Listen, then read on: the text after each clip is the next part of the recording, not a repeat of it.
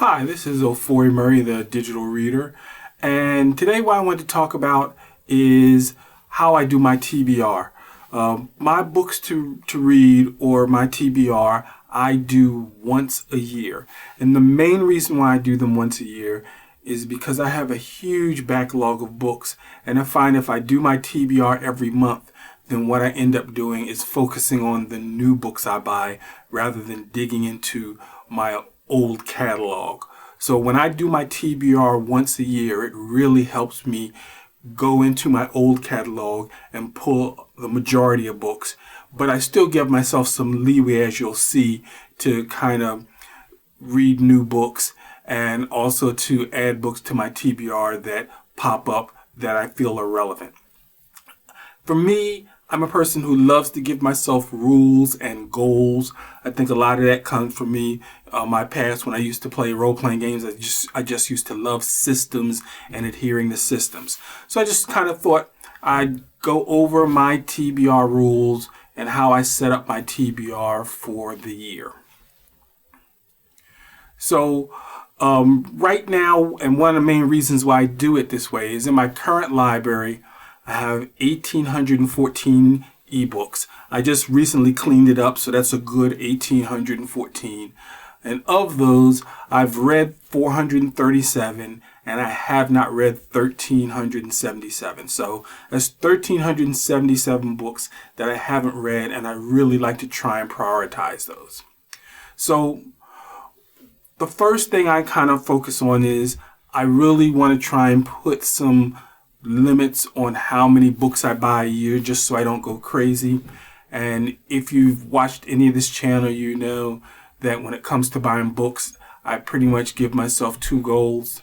The first is that I will buy half the books I read the previous month, rounded up. That's a goal I've pretty much done most of 2024.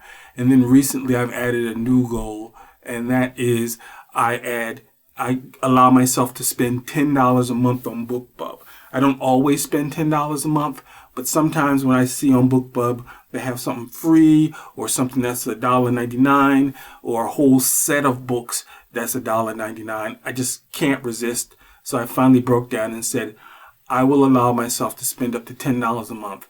And on BookBub, that can be anywhere from 2 to 5 books. So that's my limits as far as me buying books. As far as my TBR and my to be read list, what I do there is I look at the books I read that month. I mean, the books I read over the months. Usually I'll look at, at least a sample size of 3 months, but I like to look back as far as I can. I use the app Bookshelf, which gives me great stats, so I can actually at a glance see how many books I'm reading a month. But if you take the books that you read per month and multiply it by 16, then that will give you a good base number for TBR. If that number is less than 32, then your TBR for the year should just be 32. Now, this is generally good for people who have back catalogs of books that are stacking up that are over 100. If you only have about 10 or 15 books in your collection, this probably isn't something you're gonna bother doing. But if you have over 100 books, you'll find this will really help you catch up on those books in the past. So that will help me create my base TBR. And just as an example, let's say I read 4 books a month, then at the end of the year, when I'm looking at that and I say 4 books a month, I know that my base TBR is going to be 64 books for the next year. And if, let's say it was less, let's say I read 1.5 books a month after I looked at my history of reading books, and it was times 16 for 24. If it's 24, then what I'm going to do is I'm just going to go with 32, since 32 is greater than the base TBR of 24. Next, I give myself wildcard books. This basically means that whatever my base TBR is, I give myself 6 books a year that I can buy at any time and add to my TBR for whatever reason I want. So basically that means 1 book every 2 months I can just add to my TBR just because I want to. I can buy it, I can borrow it, however I want to do it. I get 6 books that are just wildcard books I can add to my TBR. And I can also add continuations to series. They don't count towards the TBR. So for example, for me, if in 2025 more Lady Sherlock books come out, even if I don't have them in my TBR, I can just add them because I get a free pass. If another series comes up that I read that's in my TBR and I really like it, I can just add the rest of the books to that series to my TBR whenever I want. So that's pretty much how I do my TBR. At the beginning of January, I'm going to kind of go over all my reading stats, and I'll talk about what my TBR ended up being and also all the books that are in my TBR.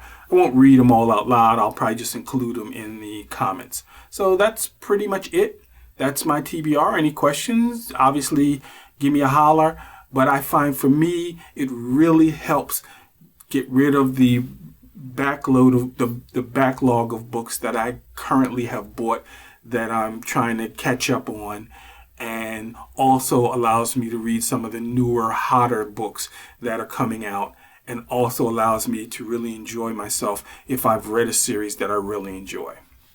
So that's it. This is Ofori, the digital reader, and keep reading.